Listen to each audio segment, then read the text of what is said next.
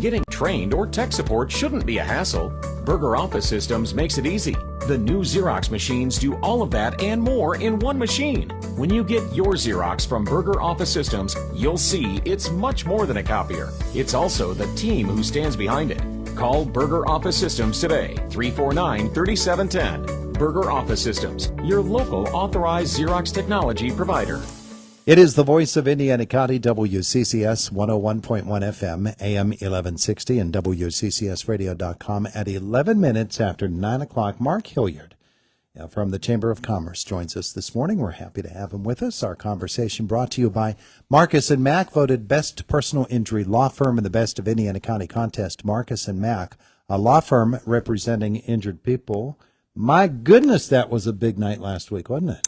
It was a great night. We were thrilled with the way that things turned out, and it was a lot of fun to see the kids interact. We did some different things this year, and it was fun to see the kids have some fun with it. So, yeah. We gave away some awards, and the United Way was there to help give us some scholarship money as well for some of the students and for one of the teachers. But it was a lot of fun, and we think that hopefully it will help motivate the underclassmen and those juniors who are going to become seniors and eligible for that program next year, and also the teachers throughout the county. So we'll see how it goes, but it was a great night. Yeah, we're talking, of course, about the Excellence in Education night that was held at the KCAC, and what a big event it was. And I'm sure that everybody thanks Colonial and what Colonial did to make this happen. But there are a lot of people that came together to make this happen. Yeah, I appreciate you saying that, because I did want to share a couple of thank yous. Colonial family of dealerships in the auto group, obviously with C.J. Spatafor, we couldn't do it without him.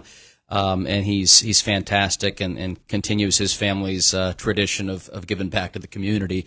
But it were a number of sponsors like S&T Bank, First Commonwealth Bank, Indiana Regional Medical Center, and the Rischini Group. Those individuals helped us to provide complimentary tickets not only to the students and teachers, but also to family members who were attending. And then other sponsors such as Hutton Blues Insurance and the Good Insurance Agency and Rosebud Mining, they helped to cover the costs of the insurance, taxes, and titles. So when they got the vehicle, the winners of the vehicle, they got it basically free of charge, and the first year of insurance for free as well. How about that? So, it's a lot of people coming together for something like this. It's a lot of work, but it shows what a caring and giving community that we have, and everybody trying to give back to our future generation, our future workforce. Well, that's something that we shouldn't just pass by, is the fact that this is an investment really in the future of Indiana County and of the workforce in general. When you do something like this, you make a statement about how important our future generation is, and the number of people who come on board to sponsor events such as this, they make that same statement. Well, we've recognized for a number of years now, and actually probably going back to my predecessor, Jim Struzzi, that the high schools and elementary schools, that's where we need to focus our attention in terms of building that future workforce. I mean, we can do so much with the existing workforce that's there, but our population isn't growing exponentially like it had many, many years ago. So, we have to focus on those individuals, and I think a lot of the folks in the community and the business community especially recognize that because these are individuals that really could become members of the workforce next year with some of these seniors. And they could stay here, hopefully, in Indiana County and work for some of these companies. But, we want to do a good job of making sure they're prepared no matter where they go, and then find ways to keep them here as best that we can. But it's certainly an investment in a lot of things that we do, focusing on the young workforce. There's a very definite long-range element to the entire Excellence in Education program. So let's move on and talk about other things. The Chamber is involved in a number of different initiatives, and you've got events coming, of course, and obviously we're looking to see what we can do about attracting more jobs, more companies coming to Indiana County. Yeah, there's a lot coming up. We turn the page. We have our golf outing this Thursday, and it is full, so that's exciting for us, but it's a lot of work, 10 days in between those two events. We have our paddle and picnic coming up on June 1st, which is also full, and that's down at Blairsville, so get to go out and kayak a little bit, and I'm looking forward to that. Last year we couldn't do it because the water levels were so low, but this year is going to be great to be able to be there again, and it looks like we're going to have decent water levels, at least with the rain that we've gotten over the past month. And then we focus our attention on the Hall of Fame, and that's coming up September the 5th this year. So we have announced that is our date. We moved it to the fall because there were just so many things going on that we felt it was too much of a conflict. And truthfully, it was a lot of work on our office that within about a 40-day span, we had an excellence education, golf, paddle, and picnic, and then the Hall of Fame. And we didn't feel it was fair to any of those events to be able to devote our time elsewhere. It's a lot of work to put those on. And we're excited with the Hall of Fame class this year with Heath Clark and John Sutton, Ann Lazanik, and Mike Price, Brian Force, and the chairman selection, Dana Henry. So those great individuals that we're going to be inducting on September the 5th, and we'll have some ticket information coming up for that. But as you said, we are getting a lot of interest right now in Indiana County with a lot of the businesses that are looking to come here. And, whether it's energy, education, healthcare, I think there's so many good things coming up at Indiana County. We just had our board meeting on Thursday, and I can't tell you how many individuals started their report or ended their report by saying, how many good things are happening in Indiana County, and when they talk with colleagues throughout the state, how Indiana County continues to get recognized for the good things that it's doing. And that's just not the case everywhere, and I think it's going to get even better here in the next year. We hear of things, and we see things that are happening, and we look again at that long range and how that is going to affect us in the long range. The mental health facility at IRNC is going to be, I think, probably the most impactful thing that happens here, maybe in the next 5 or 10 years. It's that big of a game changer, really. Well, we actually had Steve Wolf at our board meeting doing a presentation on Indiana Regional Medical Center last week, and he focused a lot on the Behavioral Health Center. And it is amazing some of the statistics that they throw out there with individuals who need that kind of care.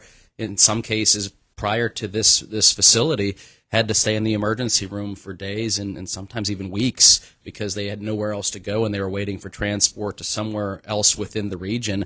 But I think this is going to be something, I say unfortunately, that is going to be needed a lot. But I think it's also going to be something that we're going to see a lot of people coming from out of the county for this as well, because there just aren't enough of these around. Yeah. And I think that it's going to be something that is unique, but it is something that continues to help strengthen a group like Indiana Regional Medical Center, and they're doing a lot of really, really good things right now that I think strengthens their position in the area and as a healthcare leader. And this is definitely one of them, and I think they had the foresight to be able to see the need for this, and it's exciting, and I think they're eyeing a fall ribbon cutting for it, because it's going up there very quickly. Yeah, it is. So I do think that IUP with what they're doing with the School of Osteopathic Medicine, so again, kind of combining healthcare and education, but there's a lot of things I think that in the next 5 years are really going to get recognized for putting us on the map. There's another big announcement coming from IRMC next week. It's just there are tons of things that are happening all over, and we're sort of becoming sort of a healthcare hub, if you will, with the partnership with Punxsutawney and now with Armstrong, with the mental health facility, with the things that are happening in that aspect of things, and then around Indiana County, we look at other things and opportunities. We wonder about the power plant, the Homer City Generating Station, if there's a future for it in the energy making industry. I think there are some real possibilities there, and you hear quiet rumors, but it takes a lot of work to make these things happen. The good thing is we know that people are actually doing that work. Yeah, and there are a couple deadlines coming up for them, so I would anticipate some announcements being made relatively soon with that facility. And we just saw a $1 million grant from the PA Sites that was awarded to Windy Ridge here, and it's amazing when we look at some of the grant money that has been coming in. And I serve on the Southwest Pennsylvania Commission, and Indiana had been getting a lot of recognition. Some counties got nothing, and in some cases, for like broadband, we've gotten 7 different awards. And we are really kind of taking strides and being able to find opportunities and seize them. And that takes a lot of work. It takes a lot of great people behind the scenes, and we have a lot of those here in the county. But we have money coming in for things like this, and now we're going to continue to find the businesses to come and continue to make us stronger. Yeah, that hard work that is put in on infrastructure, whether it's highways or sewage systems or water lines, all of those things, and broadband, all of that infrastructure work means the possibility of more jobs coming. Well, that's what businesses are looking for. They want a site that's ready to go, and those things are all important. We're in the process, and we'll probably talk about this next month, of finalizing a survey that we were going to send out to the entire business community in partnership with the Tourist Bureau in downtown Indiana, just to try to get a feel for what businesses are struggling with, where they feel like some of the strengths are right now, because we're beginning to develop our new strategic plan, and we need to figure out what the challenges and the strengths are for the community right now, especially the business community. And that'll help us to determine some of the initiatives we need to look at for the next 5 years as well. So that's coming soon. He is Mark Hilliard, Chamber of Commerce. Anything else we need to highlight for folks? Quickly, we have 3 business after hours coming up in June, so it's going to be a busy month for after hours. I think Oakland Cemetery on the 6th, which I know is not your traditional after hours site, but they have some fun things planned. The 13th, we have over at Elizabeth Hutton, eXp Realty, and then I think the 27th at Riziki. So 3 after hours, so we hope to see you all there. Yeah, the cemetery has fun things planned. Well, probably is not your typical sentence. Not how I would typically say that, but you know, they are excited about hosting an after hours. Yeah, so and they've done some really nice things there. Yeah, you wouldn't necessarily think that to be a great networking opportunity, but it will be on the 6th. You know what? I'm telling you what. Yesterday, I was driving up. What's the road? I can't remember the name of the road. But Rose Street. I was driving up Rose Street just as the sun was coming up. And so we had the sunrise. We had the giant flag at Oakland Cemetery. Beautiful. What a beautiful sight it was. It's great. You are correct. They are doing a lot of great things there that really don't get noticed a lot. So I think that's partly why they wanted to host an event like this, to bring some community members over there. Yeah. So it's on the 6th. We hope to see you there. And then Elizabeth Hutton at eXp Realty, she had been known for years to be hosting our after hours in June. That had always been one of the favorites. So we're excited to be in her new location with what she's done to that building as well. So it should be great. We hope to see you there. Lots of good things happening with the Chamber of Commerce. Thank you, Mark. Thanks, Todd. It is the voice of Indiana County. It's WCCS 101.1 FM, AM 1160, and WCCSradio.com.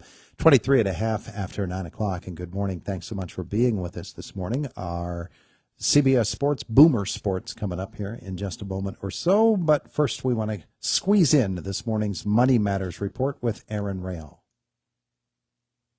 Music publisher in the world, Sony Music, is demanding that tech companies steer clear of using its artists' music to develop artificial intelligence. Scott Carr reports. I close my eyes and travel through realms of space and time. Sony Music represents hundreds of musical artists, including Beyoncé, Adele, and hundreds of others on labels including Columbia, RCA, Epic, Arista, and many more. Sony says they'll enforce their copyrights to the full extent permitted by law. The company claims it has reason to believe it may already be happening. I'm Scott Carr. New research shows that 1 in 7 Gen Z credit card users have maxed out their cards.